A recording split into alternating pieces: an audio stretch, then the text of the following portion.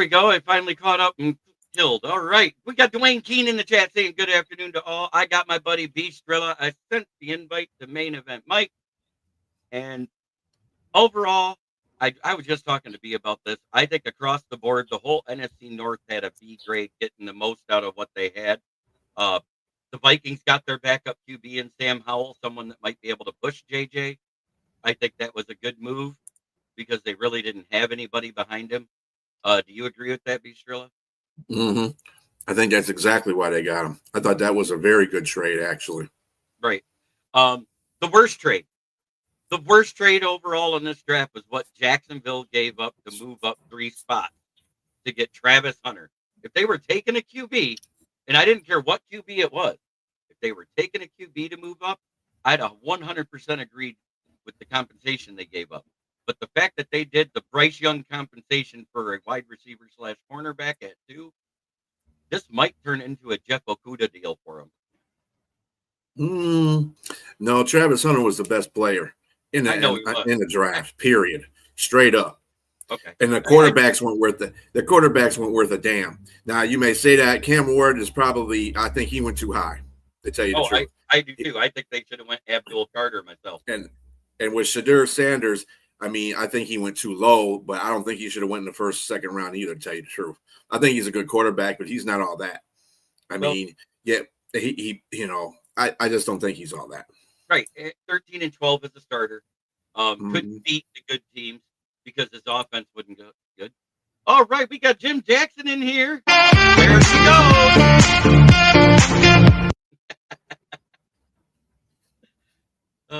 Yes, it was a good draft. It was a very functional draft for all 4 teams in the North. The surprising part about the draft out of the North for me was the fact that the Bears really didn't get a top flight safety to shore up their backfield. And I thought that was very telling. Do you agree with that assessment? Not that I care. That's the point. But I know you don't. I know you don't care, and I know you hate Chicago. But do you agree with that assessment? The safeties, I guess they got to work with what they have now. I mean, you can only get so many. I mean, they got so many holes to fill on Chicago right now to even compete in the North. I mean, people think, the offensive line right now is basically what their focus point should be. I don't think their defense is too bad. I think the defense is great. They just need a good defensive coordinator to lead the defense. But as far as their offense, I think they did exactly what they needed to do is get that offensive line straightened up. I think Ben Johnson did a good job of that. I think that was his main focus going into this draft and free agency. Get that offensive line straightened up so we don't have Cade Williams on his ass all the time. So you mean so they don't have this guy on his ass all the time? Oh, you finally got it on there. That's good. And I like Steve, that one. Steve, I love you. This is just for you. Yeah.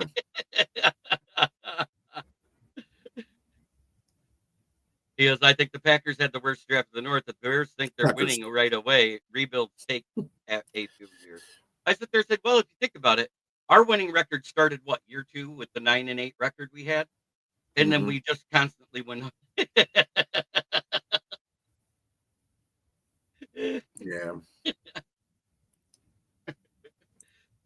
It's all in good fun. But you know what I haven't done yet? I haven't invited the chat in yet, have I? Like I usually do. Let's take care of that right now. There you go.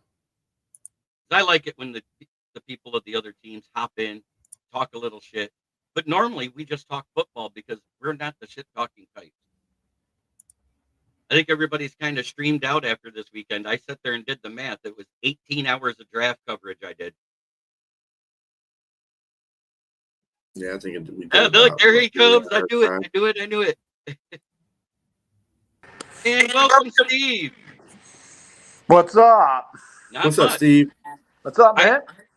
Do you disagree with my assessment that everybody had pretty much a B draft? Well, which part?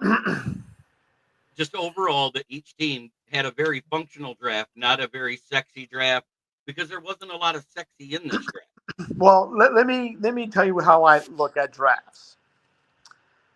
You know, like you and the other dude here, Strella, whatever his name is, we've been watching the draft for many years, many years.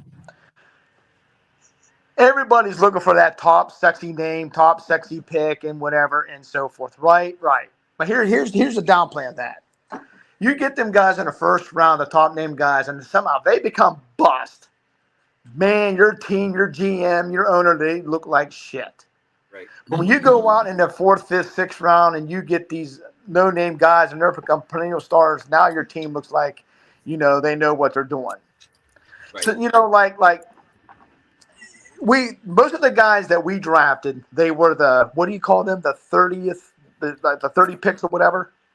Like the 30 guys, whatever. Like this QB, the QB that we picked, Micah Robinson. Right. Now, Tom Grossi actually announced his pick, and that's kind of funny because when I was watching the draft, when he was selected, I didn't see that until I went on YouTube later on that night and saw. It's like, well, Tom Grossi was there. He announced that. Yeah. He lives in New York now. Next year, this year, whatever, he's moving to Milwaukee. Right. But so I watched. He may not make it to Pittsburgh this coming year. Right. Well, because of that move. Yeah, like see, Pittsburgh's a half an hour away from me. If I would want to go. But to me, I wouldn't watch video on Micah Robinson. And I like what I saw. But you know what? Erase all the stuff you saw in college. Sorry, it's his birthday. He asked for the music. I do it immediately. Okay. But this isn't college anymore. Those plays are nice to watch. Of course, they always show the good plays. You never see the bad plays that every player makes. They make good ones. They make bad ones. Obviously, yeah. And so forth. So to sit there and actually put a grade on a draft, yeah, you can. I mean, I like my draft. The thing is, like every year, my brother or someone say, "Well, how do you feel about?" Hey, it's not to what I see on the field. You got to see what they do on the field. And two, now, where are their hearts at? Do they have the heart to do this? How much do they want this? And two, are they going to stay out of trouble? Are they going to do some off the field antics that's going to hurt them? And these big name players are the ones that goes out and ruin their career. Right. Okay. They ruin their, like I was telling my girlfriend here, what's his name? Henry Ruggs. He was a top receiver drafted many years ago from Alabama, and now look where he's at. All because one night he had to get in this little exotic sports car to 150, 160 miles an hour down the road, and the car accident killing a girl and her dog. Right. And that's a shame. It is a shame. But at the same time, Jim Jackson asked the question, best draft in the NFL, Pat, Seahawks. My order is actually Panthers. I thought they literally had the best draft for what they did, filling as many holes as they did, and actually getting some qualified functional players in those spots all throughout the draft. Second, I want to say the Patriots, because they also made the most of what they had. Third, I'm going to say the Browns because of the draft compensation that Jaguars gave up, because they set themselves up for a future of good picks. Yeah. Not that they're going to do anything with them. But the Browns. And the Browns, the only bad pick I think they made was drafting Shaduki. I mean, I'm hearing that now. I'm hearing now that they might even cut him. Mm-hmm. Because after his initial interview, he kind of poo-pooed it. Mm-hmm. Who's going to get cut? Probably Shaduki. Why do I have a feeling somehow, I don't know why, it's like sticking in my craw that somehow he's going to end up in Dallas? I know. That's what will happen if he gets cut. I see it now. And then Deion Sanders he'll take Jerry Jones' spot. But other than that, I think, like I said, almost every team had a very solid draft. The worst teams, I'll say, for tomorrow, and the Jaguars are one of them. I'm sorry, when you give up that much to move up 3 spots in your team, I just disagree that you move up there and take a wide receiver / cornerback, no matter how good he was. but we don't Well, I know mean, if, Atlanta did a pretty bad job on their second to get that second edge. Yep. They gave up a lot for that second edge. Next question: did Dion cost his son to slide, or just a few bad? It was a combination of both. It was the media circus that nobody wanted, with Dion being on the sidelines complaining if his son was riding the bench because somebody else was better than him, and also the fact that he interviewed horribly. Bill Polian, over 10 years retired from being the GM of the Colts. He literally said prior to the draft, this was like an hour before the draft, Shedeur Sanders was the worst rookie interview he's ever done since he retired from being a GM. well, That's a bold statement to say about somebody. And well, the Bill question Polian, I want to ask is, how is Cleveland and Dallas going to get out or away from the Deshaun Watson and Dak Prescott deal? yeah, Deshaun Watson and Dak Prescott's deal look awful right now. If Dak can come back and be healthy and get back to that top 10 form again, it won't look as bad. But if he doesn't, if he ends up getting hurt, anything happens, it was a But waste of space. is there any way they can get out of this mess? Not for The 2 more teams. years.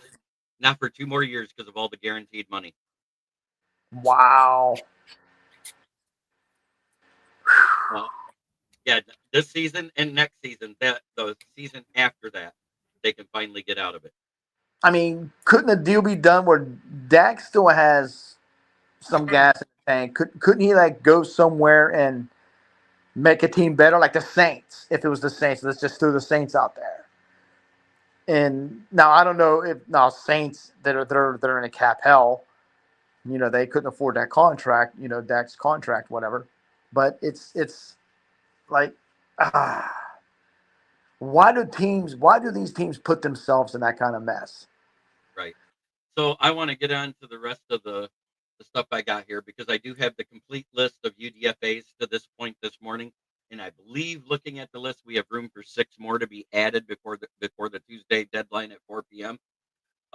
We got a tight end, Caden Creekson, tight end out of Ole Miss. He's originally from Orchard Lake St. Mary's right here in Michigan.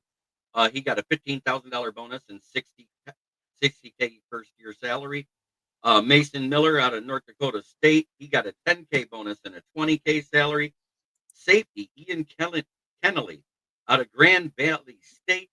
There's no details on that. That means they're just getting the basic minimum that the UDFAs get. I think it's like 10K a year.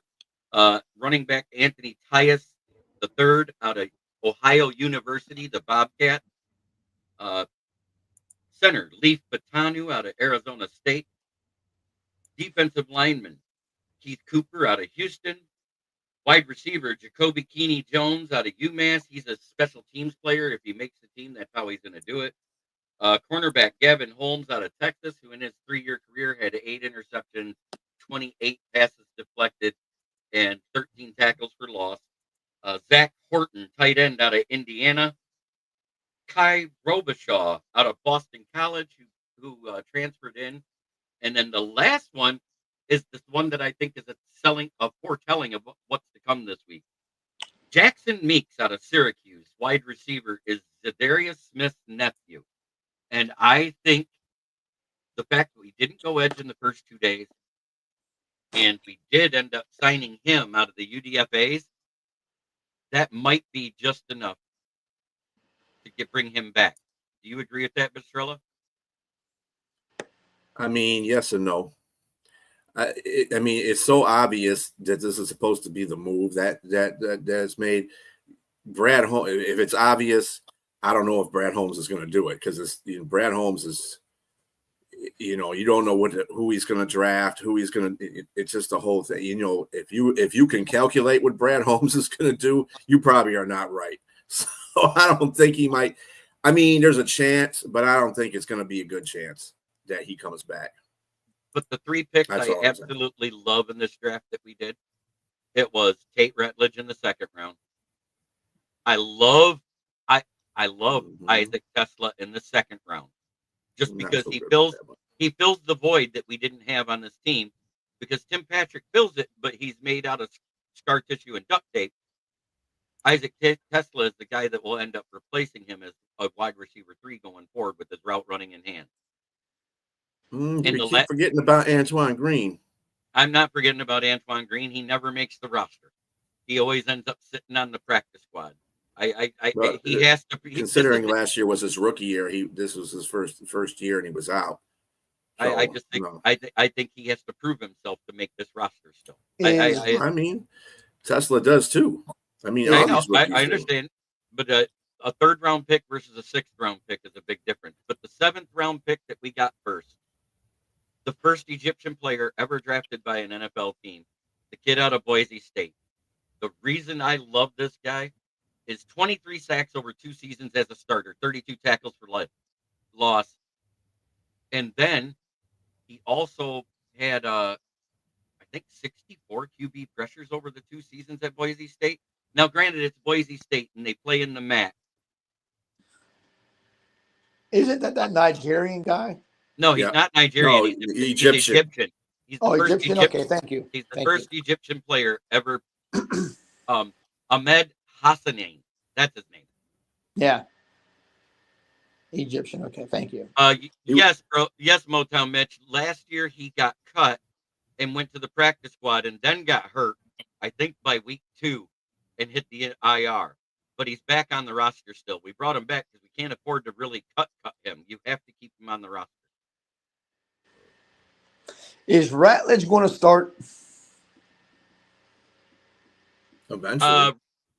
I think Ratledge will start over Glasgow if he performs well in the preseason, because Glasgow looked like he was degrading, which means he'll be a good depth piece. He's fine because he can fill in at center or guard if somebody needs to come off the field or get hurt. But I think he will be a starter. Okay. I think the only person that's starting on this whole roster of draft picks is Tyleek Williams. He's definitely going to start. Right. But Ratledge is going to be behind. You got to understand something. The regime loves the guys that they got on an offensive line right now. The only position that's really up for grabs is the Christian Mahogany guard position. That could be either ran by Tate Ratledge or Miles Frazier or by Christian Mahogany. So that'll be a competition for that spot. I think Glasgow's spot's going to be contained. Okay, who's their starting 5? Right now, as it sits, our starting 5 is Taylor Decker, Christian Mahogany, Frank Ragnall, Graham Glasgow, and Panay Sewell. In that order from left to right. Because Graham Glasgow, when he was moved because of injuries to either center or right guard, Christian Mahogany actually looked better at left guard than everybody thought he would because he never played it at Boston College. He actually graded out better. He just didn't have enough snaps to count in the top 50 of guards. Because one leg was longer than the other. That was what they said. He was built as the perfect right guard. But after he proved he could play left guard in his first year in the NFL and did it, he actually graded out better every time. Mm-hmm. I think what do you play at Boston College? He played right guard specifically because of the right leg being slightly shorter than his left leg. Oh. What pick did I like the most and what one did I not like? My favorite pick is Isaac Tesla. And it's because we've been pounding the table for 4 years for the big-bodied quick receiver. Is he big? My one that I did not like, yeah, he's 6'4", 215 pounds with a 4.40. Okay. And then the one I did not like was the second wide receiver, the tiny boy that's just a special teams guy. He'll be lucky to make the roster. I thought it was a waste of a roster pick. We could have got somebody with some value like Jaden Ivey that was sitting there. And JB Bistrilla and some peckerhead. How are you this afternoon? Ricky Sakat in the chat. And welcome, J.I. J.I.'s been coming through. And Brent DeWitt, I agree. Frazier was a steal. Don't get me wrong. He had a late 3rd to mid 4th round grade on him. So to get him in the 5th round when we traded up, using an extra 6th and a 7th to do it without sacrificing any future picks, that was a great move. Yeah, getting him in the 5th was great because I think he was projected to go in the 4th, but Was that Zoff Frazier? No, no not Miles Zoff Frazier Miles from Frazier. LSU. Zoff Frazier was a cornerback, I believe. Yeah, he was a corner. Yeah, which free agents do we go after in the next couple of weeks? I think for sure it's Zadarius Smith. I just have that gut feeling that he's coming back with the fact that he hasn't put in retirement paperwork. He hasn't contacted other teams, and he literally contacted the Lions again just before the draft. So I think it's a telling sign that he's coming back. Yeah, I am a huge Arkansas fan. Or let's put it to the play devil's advocate on this. Or he's just waiting for teams to. He's in a position where he can wait. The Lions didn't have the compensation that he wanted. He's probably going to wait until everybody gets settled down with the draft picks and everything like that. And they're going to say, look, this is a person that you need because you didn't draft us for a position. You got room for me. He's going to be able to get his compensation from somebody. Trust me. He's just waiting for that opportunity. That's what that is. We'll see. But I think that it's on him. That's the reason why he hasn't got picked up yet, because it's on him. He's trying to see who he can fit with. He's got that right. He should get paid too, because he deserves that. Yep. And the I'll Lions get to can't that. pay him. I don't see any of the picks start. I see Talik starting because of Aleem McNeil's injury and being out 6 to 9 weeks. They're going to let him start because Brandon Roy is not a starter. He tends to get tired and fall apart by the third quarter and get beat at the end of games. So I think he's more of a good backup to Reeder or him to spell him in the short term. And here's the other one. J.I., I know you didn't watch much on day 2, but the Lions picked up Aiden Hutchinson and Jameson Williams' 5th-year option, negating any trades from happening. So J-Mo and Aiden Hutchinson's here for at least the next 2 seasons. Yeah. Do you see yes, I was going to talk about that here shortly, Pat. I got the information on him too. Levi will not be the starter at D tackle. He might take over to be the starter in front of Davenport because they already talked about moving him to defensive end because of the edge room. And he actually had his best production at Washington from the defensive end position. But our international pathways player we picked up is defensive tackle Laki Tasi Samoa, 6'6", 330 pounds. Big boy, rugby player trying to make his mark in the NFL. And what's great about that is he automatically makes the roster first year. It does not count against the roster count, and it does not count against the cap space. Yep. I'm 99% sure they already talked about moving Levi as soon as they drafted Talik.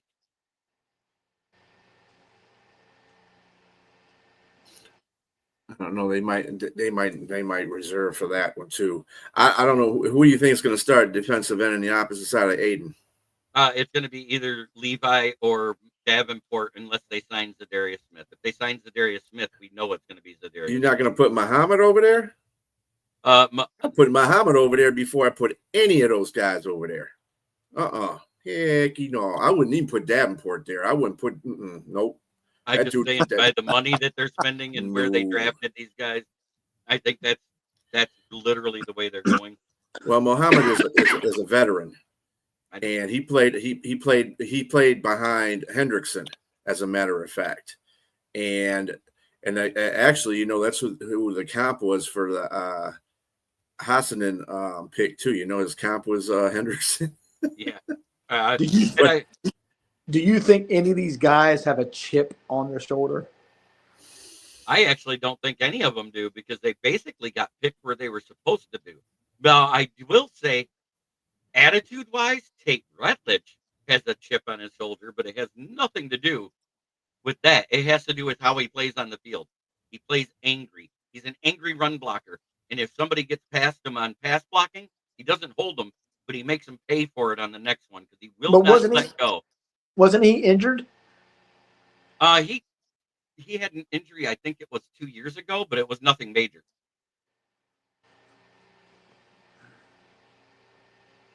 If Levi makes the move to defensive end, Davenport is now third. Pascal better watch his ass too, because Pascal's another one. Pascal's in the last year of his contract, and we didn't re-sign him. He could be cut or trade bait. this Mhm. season, or not even make the roster after the Mhm. preseason if he doesn't show out.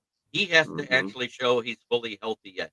And he's flashed Mhm. it here and there, but he is not consistent enough to do anything. Did you guys draft in the linebackers?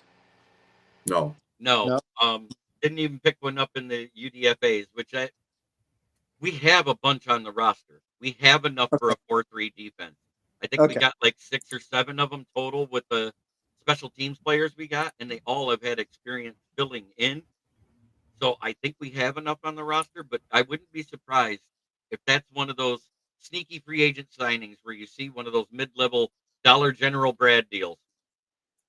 Either somebody coming off an injury or somebody that didn't get playing time because they were buried on a roster. I was shocked to hear this morning that Mike Green had sexual assault things, and that's what made him fall.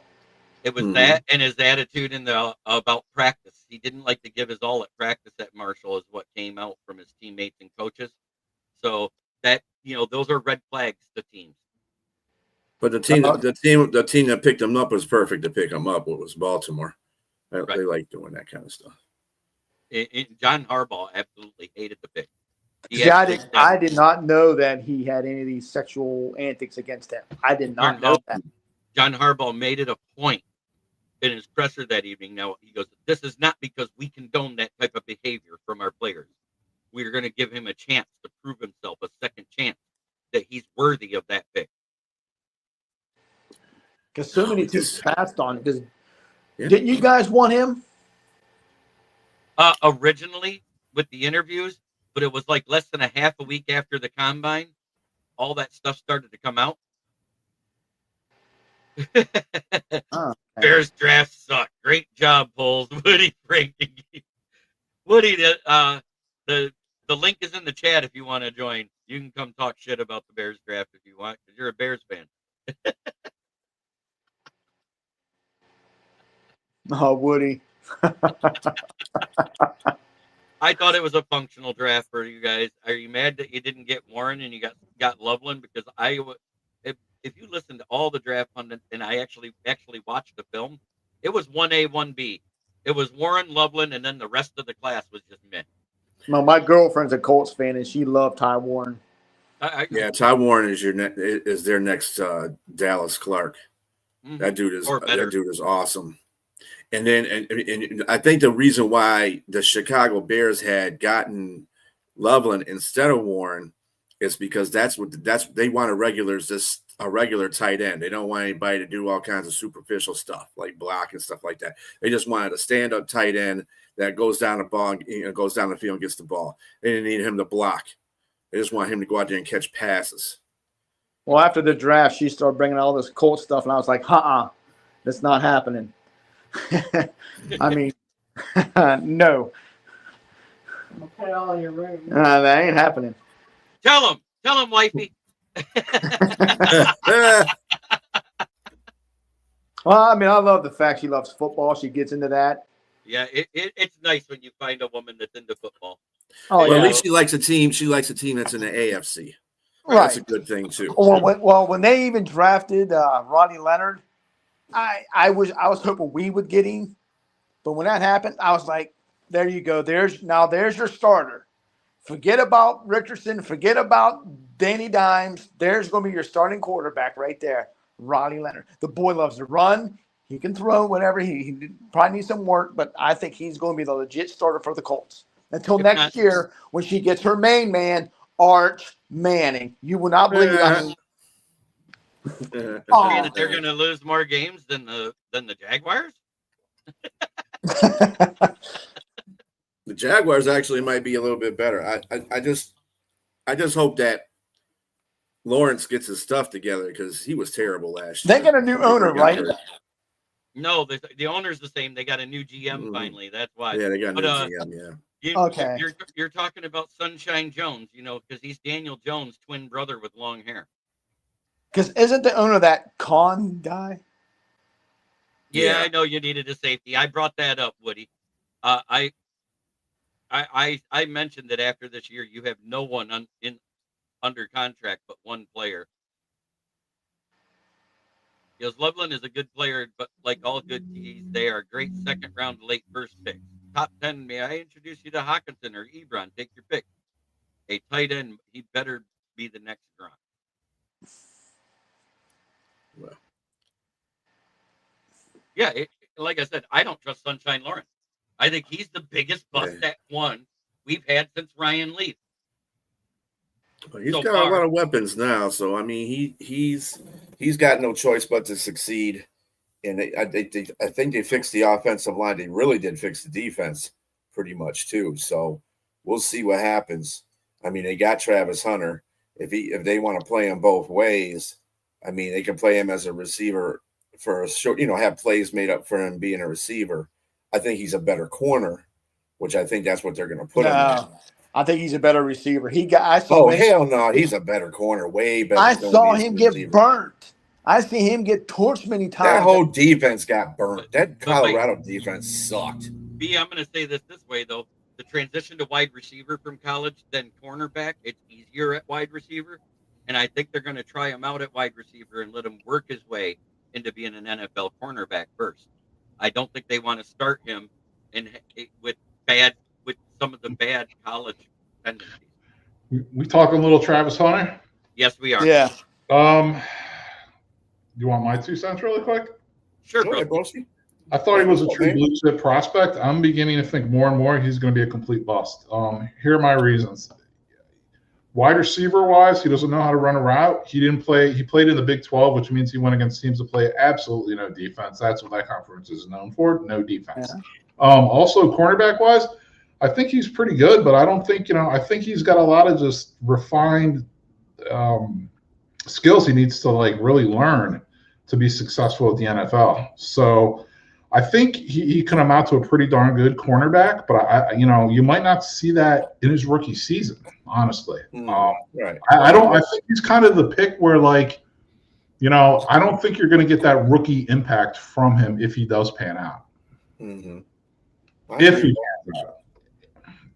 And that whole thing with his girlfriend is weird. He's dating an older lady. He's kind of a cuck.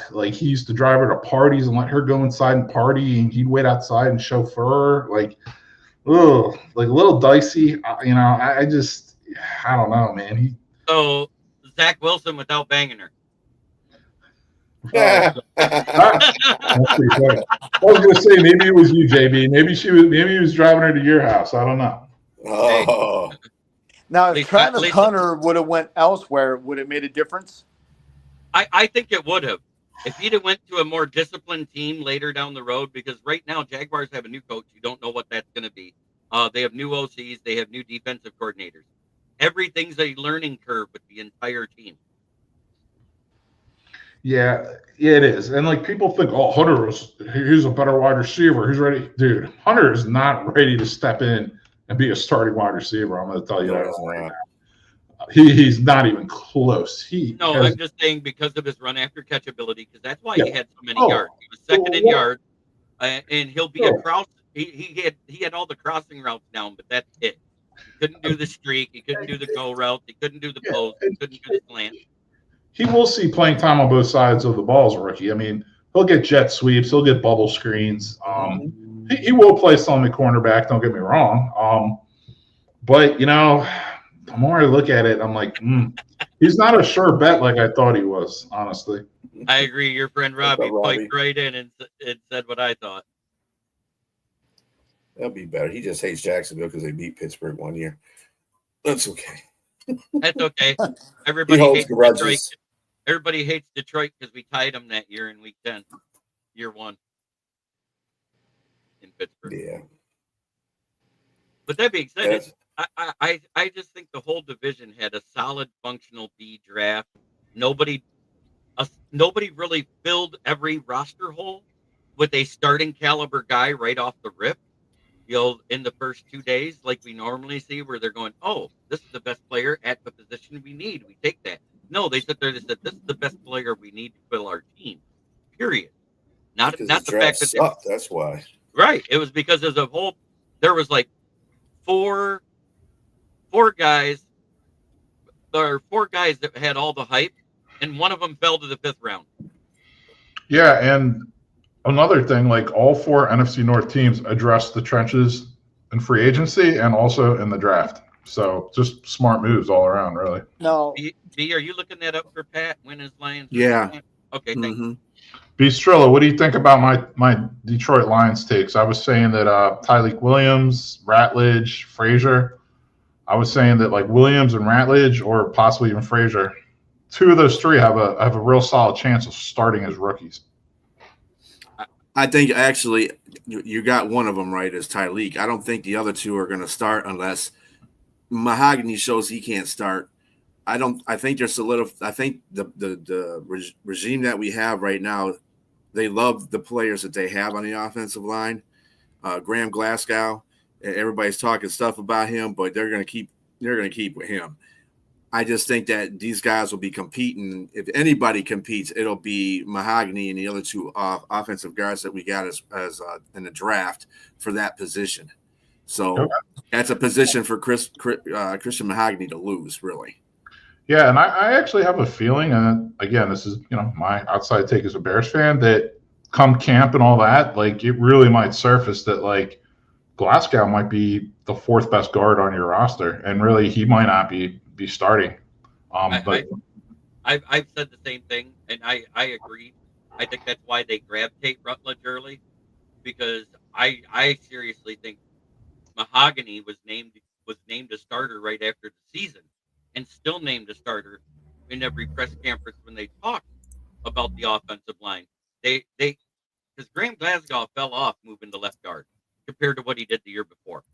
It compared to the year before, it was an awful performance. The year before at right guard, he was a top 8 guard, and this past year, I think he was 22nd. That's a huge drop. now they have a guy in there named Skipper. Yeah, that's our backup tackle, swing tackle that we use and put him everywhere. Dan Skipper is 32 years old now, 6'8" and 360 pounds. That's a big boy. Yeah. Hey, Broski, are you and Woody going to get together and go to the draft next year in Pittsburgh? draft in Pittsburgh. No. I hope my visit. I like when I'm up in Pennsylvania, like I was last weekend. I'm in the Philly area.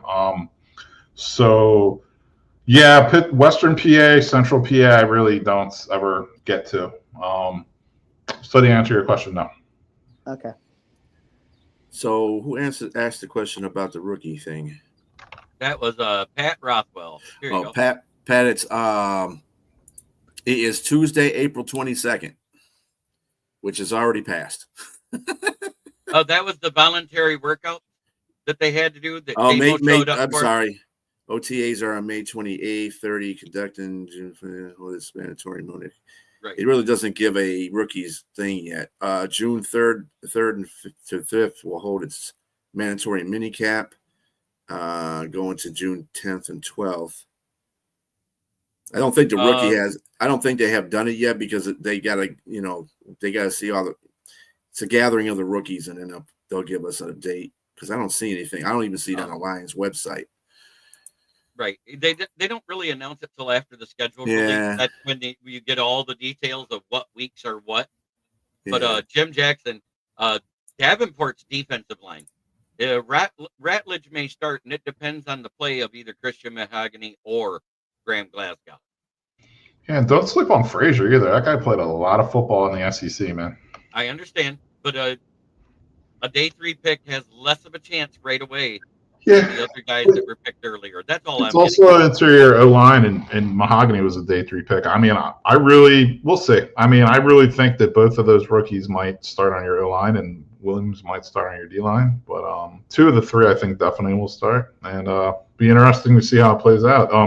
Whoever starts, I mean, the lines are deep, interior O-line, and they got deeper on the interior D-line. So both good moves. And we picked up another UDFA center to be behind the UDF center that made the roster last year in Kingsley Agyekum.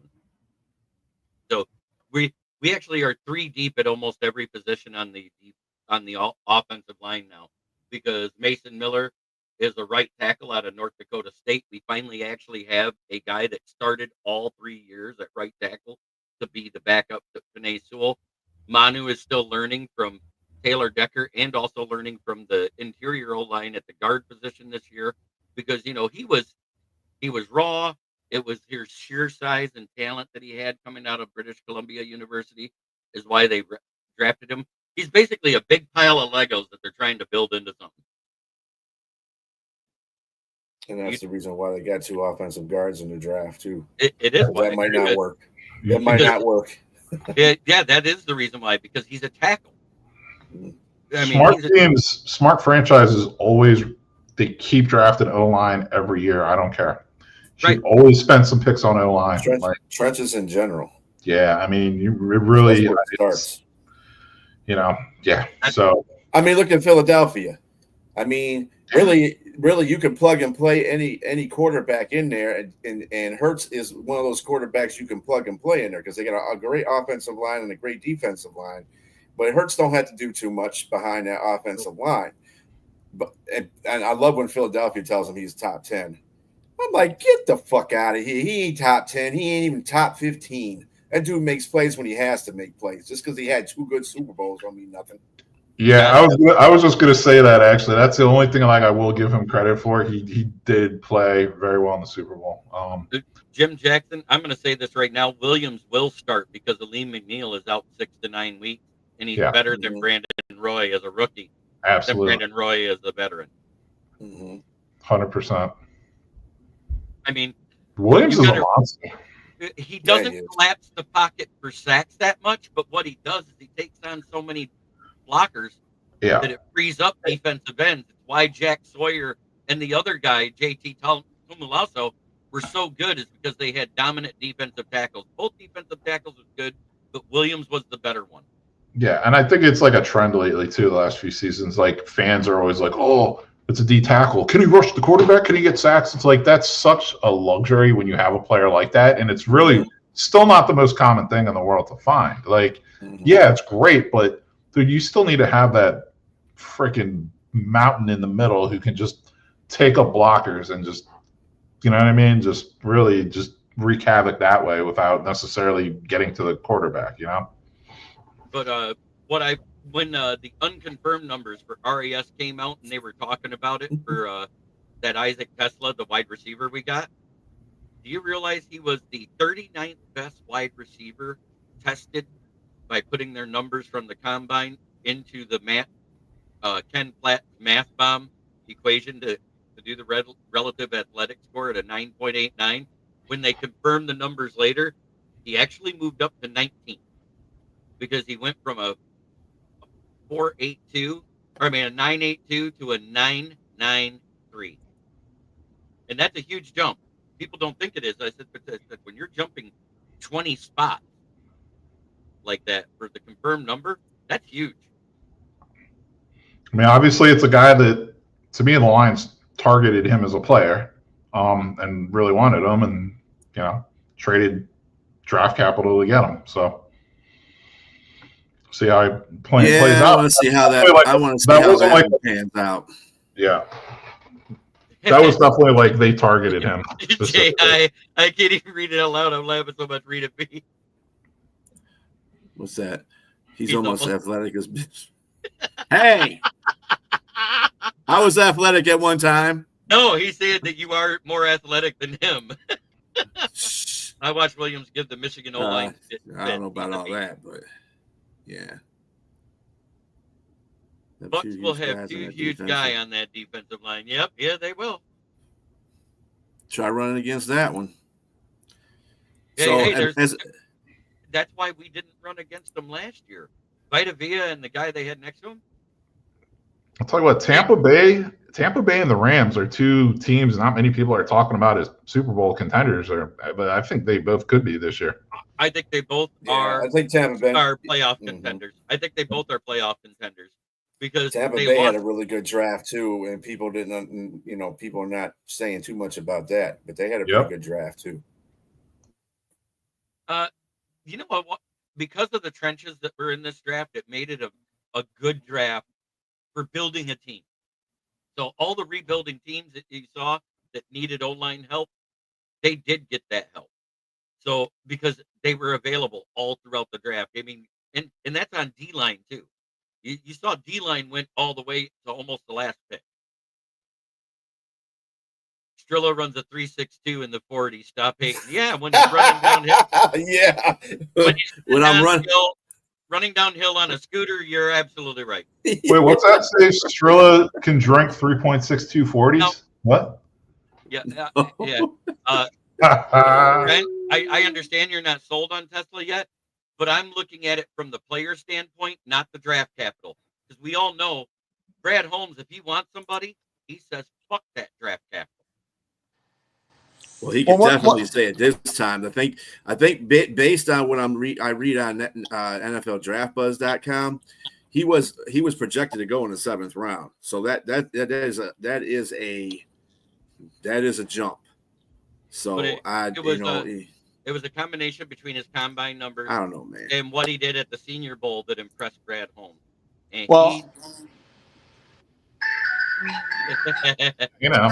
I said that during the show, J.I. I said, hey, look at that. The Ford's got a Tesla. Well, I already got JB's take on this in previous shows. So Bistrella and Steve, what are your takes on the Packers pick of Golden? I love it. Well, like I said, this is the way I look at it, broski. Like, I'm not going to be a person that's going to sit there and say that this draft class this year was weak. That's just wrong to say about any of these players. I mean, because we're all fans. We're all this. We're all that, right? We have our own opinions and stuff. But you know what? There could be some real perennial stars coming out of this that's going to shock the hell out of us. Like, wow. And see, that's the way I look at it. I want to give every one of these guys that's in this draft, even undrafted free agents, I give them a chance. Let them prove themselves. Because, we all know, like, one of the guys, like I said, an undrafted, what's his name? John Randall from the Vikings years ago. One of the best defensive line players ever in the game for the Vikings. He was an undrafted free agent. See, this is the way I look at things. I don't want to sit there and say, oh, this whole draft class sucked. It was weak, whatever. No. Give these guys, I want to give each one of these guys that was drafted a chance, because you never know. There could be some real stars out there that's going to like, wow, where'd this guy come from, and this and that. And I want to, God bless these guys that's in the NFL, that's playing. I wish them the best. I hope, it'll make the league funner and stuff like that. That's the way I look at it. And with the golden pick, I love it. I love it. I want to back this up right now because Robbie says exactly what I said on the last show. I think Matthew Golden was the best wide receiver in this draft class. And I said he was not only the best, but the most complete. I liked him better than Ted McMillan, which the Panthers took, but he fills the need for the Panthers, so it fit them to get him there. I think he was underrated. Is it wrong for me to say that I sit there and said when we drafted him, I think we found our St. Brown? No, that to me, when I watch his game film, it's almost what he screams, minus the gadget plays, the route running, the good hands, the way he can make a circus catch around defenders even in college. See, I said because I actually went on Russell's show the second day, right, for a little bit, and I said and he asked me about that, and I said I think we found our St. Brown right there. I'm going by what he did in college. It was very similar to what St. Brown did at USC. Yeah. I mean, he's not no 6'4", 215. He's small, fat, whatever. And another Hines Ward, another Greg Jennings, Donald Driver, Chris Carter or whatever. Those small guys who's not afraid. They're not afraid to go across the middle, like you said, make the circus catches and everything like that's the type of receivers. It doesn't have to be always going down the field. Well, I thought the person that was closest to Amon St. Brown in the draft as a wide receiver is Ekabuka. I thought he was really good for Ohio State. I can't take that away. I mean, but Ohio State always got good receivers coming out of that university over the years. So this question for you, B. Hey, Bill, let me tell you something, brother. That Cleveland defense is about to be a monster. Their offense might be crap, but their defense is going to be something to reckon with. Especially with Mason is definitely a guy. He is a guy. That Giants defense is going to be a monster. Yeah, the Giants defense will be pretty good, too, because they got a lot of defensive ends on that team. I was going to say the Brownies drafted that nice linebacker out of UCLA also in the second round, I believe. Yeah, they did a lot of defensive drafting, I think, for Cleveland. They figured they can't be good on one side of the ball; they can be good on the other. Right. The reason why I had Golden as the best one is because not only did he run crisp routes, but it was his drop rate, which was almost exactly what St. Brown's was. It was 1.2%. It was actually better than St. Brown's, who had a 1.4% drop rate in college. You don't hear drop rates under 2% in college very often. But that is where I'm making the analogy. Yeah, I also compared Jalen Noel to St. Brown. He was my NFL player comparison. I can't believe Texas got both Iowa State boys. Yeah, that was kind of funny. But we're getting close to that time of the day where I have to start doing my sponsors. I want to thank you and you, Broski Bear, and you, Steve, for joining us to talk a little draft, talk a little football. And I got one more question for B from Bill T. I mean, you can say whatever you want. I'm really getting sick of that whole damn situation anyway. I mean, Eli Manning, they're always trying to compare it. Like Eli Manning is a way better quarterback coming out of college than Shador is. Come on. You're going to let stuff slide when that happens. I don't care what nobody says. Shador's kind of just a gimmick, man. He's going to be like celebrity DJing at like whack clubs in small cities pretty soon. It'll be like, oh, at the club in Louisville. Here's guest DJ Shador Sanders playing for the UFL next year. Hey, but did you notice after that third round, not a single QB was taken till after Shador was taken, because everybody was waiting for someone to drop the hammer and pick him and say, "Okay, free us up." And all of a sudden, the next 2.5 rounds, there was a 1 to 3 quarterbacks picked every round. I just think they didn't want to hear Mel Kiper call them idiots. I'm just glad the Steelers drafted Will Howard because I've been calling that for months. Yeah, I think Will Howard will be a good pick. I don't know if he will. Well, Steelers wait to get their quarterback next year, knowing the drafts in Pittsburgh. And I'll tell you what, it's going to be crazy there in Pittsburgh. Yeah, hey, Robbie, go listen to Bill Polian and what he said about Shador Sanders' interview, and you will be really happy you didn't draft him. Yeah. I thought the guy you should have took in the first round was Jackson Dart. I knew he would go in the first round. I said Jackson Dart, Will Howard, and possibly Dylan Gabriel. And I know you hate him, Broski Bear, but I think those were the 3 best quarterbacks in this draft for overall NFL ready. I'm still weird about people sleeping on Ewers though. Ewers was just as good.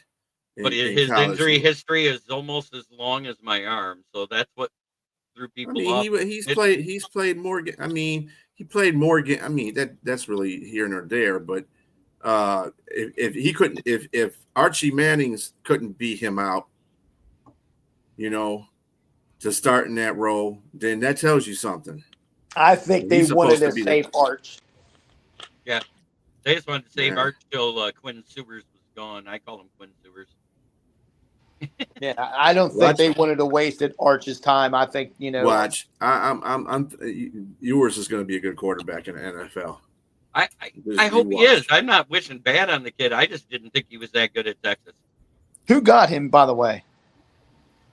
He was picked in the 7th round, if I remember right. It was the 7th. Yeah.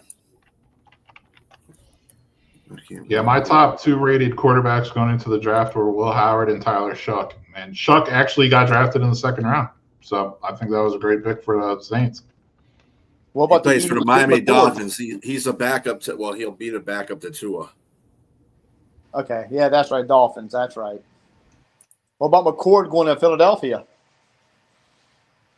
I thought that was a good pick because Kyle McCord, he was a solid QB coming out of college, but he wasn't anything flashy or great. He does what Jalen Hurts struggles to do, and that makes clean throws out of the pocket. So if on May 6th you see the tush push is eliminated, you just took away 12 touchdowns a year from Philly. Well, you just gave him to Saquon Barkley. That's all. I understand that, but you know what I'm talking about. McCord was the kid who was Ohio State's starter and then transferred to Syracuse. Yeah. Right. Yeah. Yeah. And he was solid. He wasn't great. He wasn't flashy. He was just a nice, good quarterback for Syracuse. Just like that running back Junkins, he was where was he at before? Ole Miss. Mm-hmm.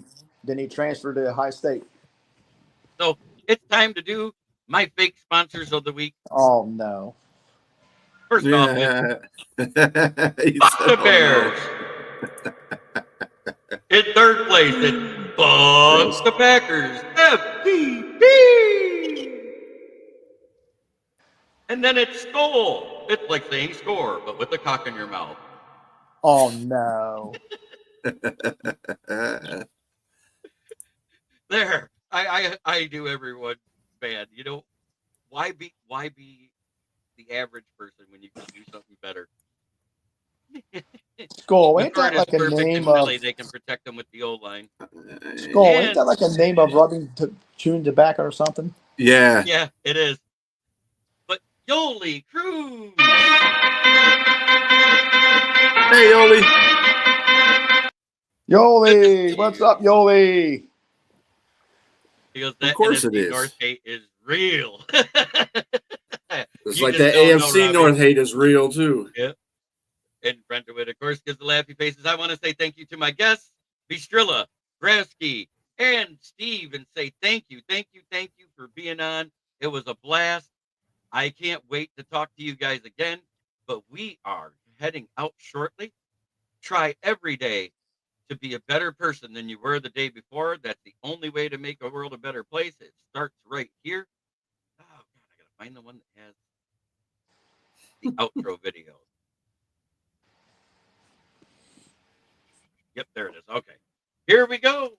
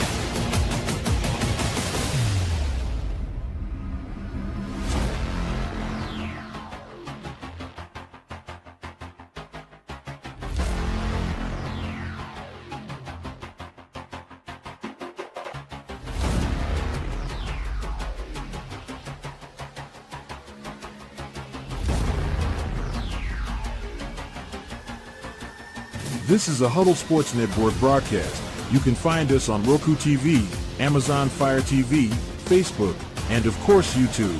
Get all your NFL news here first.